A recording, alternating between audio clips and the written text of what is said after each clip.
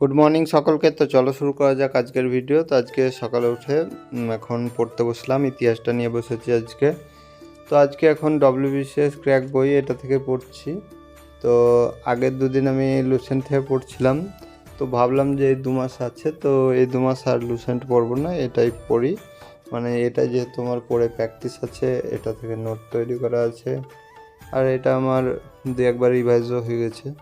তো এখন নোট তৈরি বা এরকম কিছু করতে চাইছি না, এখন জাস্ট পড়ছি, আর যেগুলো মনে থাকছে না সেগুলো একটু লিখছি আর রিভাইজটা করছি, এরকমভাবেই এটা কমপ্লিট করছি।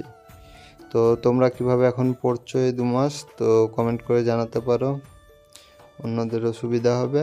আর যারা নতুন তারা অবশ্যই চ্যানেলটা সাবস্ক্রাইব করে নেবে, আর যারা সাবস্ক্রাইব করেছে তাদের অনেক অনেক ধন্যবাদ।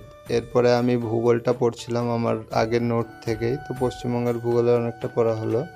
তারপরে স্নান করে এসে খাওয়া দাওয়া কমপ্লিট হলো। এরপরে আমি সাবজেক্ট ভার্ব এগ্রিমেন্ট আগে একদিন পড়েছিলাম, তো সেদিন অত ভালো হয়নি, 10টা মতো রুল কমপ্লিট করেছিলাম।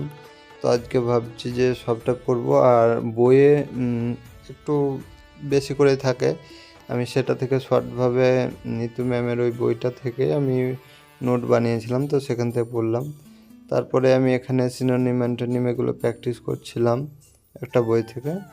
তো তারপরে আর পড়া হয়নি, এখন সন্ধ্যার দিকে বসলাম আমি পড়তে।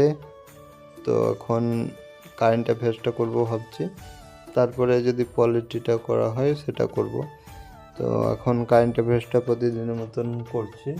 তো এটা আমার, আর আমি ভাবছি যে কারেন্ট অ্যাফেয়ার্সগুলো সব জমে থাকছে, এগুলো আমাকে আরও একটু বেশিভাবে পড়তে হবে, কারণ এই পরীক্ষাতে কারেন্ট অ্যাফেয়ার্স আর স্ট্যাটিক জিকে এটাই বেশি আসবে।